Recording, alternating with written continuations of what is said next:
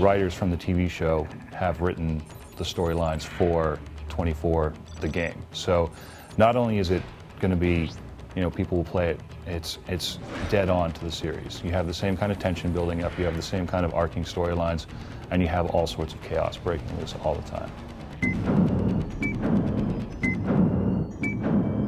As you know, with the 24 series, the plot lines are always kept very, very secret to keep you on the edge of your seat. Let's just say that Jack Bauer is going to have an extraordinarily bad day in Los Angeles. We do allow you to play as several of the characters in 24, the game. So not only will you get to be Jack Bauer, but you'll get to play as Tony Almeida, Kim Bauer, and a couple of other secret characters that you'll find out as you go along. Characters all have their different strengths and weaknesses on 24, and so the characters that you play in the game will play into that. And also with the converging plot lines, it would seem weird if you were Jack Bauer all the time who's crossing over into something that's happening to Tony in one of the story arcs. So when Jack Bauer is going through the game environment, it is pretty interactive. You can collect weapons, you can do all that stuff, you can use pretty much anything that's in there as cover. You interact with it in the sense that you can call up CTU and get scans of the building if possible. You can use that as your map. You can do thermal scans for some of the mini games. There's a lot of stuff in there that Jack Bauer can do on the show that he is able to do in the game. The targeting system on 24 is unique in other games in the sense that you have the ability to do a simple thumb snap on the stick to move from target to target. Once you're on that target, you have a very large reticle. That reticle is then, there's a pinpoint in the center which you can control to do pinpoint accuracy shots. So you're able to shoot the weapons out of the character's hands.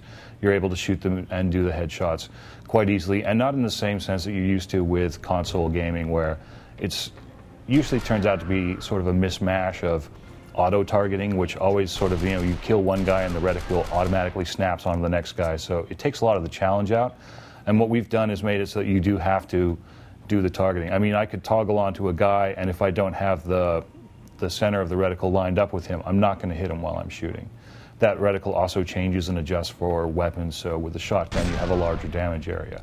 Also, if you're further out, it takes a lot longer for you to line up that snipe shot that you're looking for. There are several different types of game mechanic in 24. There's obviously the on foot and the gunplay. There's interrogations, which come into play, according to story arcs. So if you were to sit there and interrogate everybody that you came across, you would definitely not be able to get through the game because it is time-based.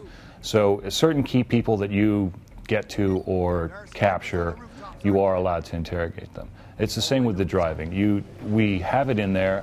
It's a fun element of the game, but we didn't want it to be sort of a free-roaming thing where at any point in time you could walk out of CTU and just hop in a car and drive around the city, because you are on the time clock the entire time. You have 24 hours to resolve this crisis. So these elements are used in the game to drive the plot along and to drive the player along.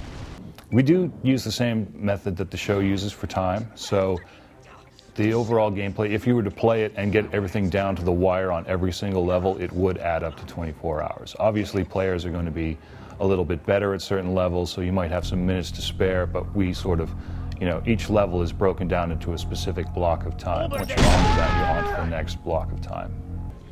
Well, for 24 fans, this is a unique opportunity because, as you know, between seasons 2 and 3, there was a 4-year gap of time. The game fills in that gap of time so that you have a lot of questions answered as to where people came from in season 3 who just appeared there, what happened to people in season 2 and where they went, and just the overall development of some of the characters is continued on in the game, along the true lines done by the writers of the 24 show.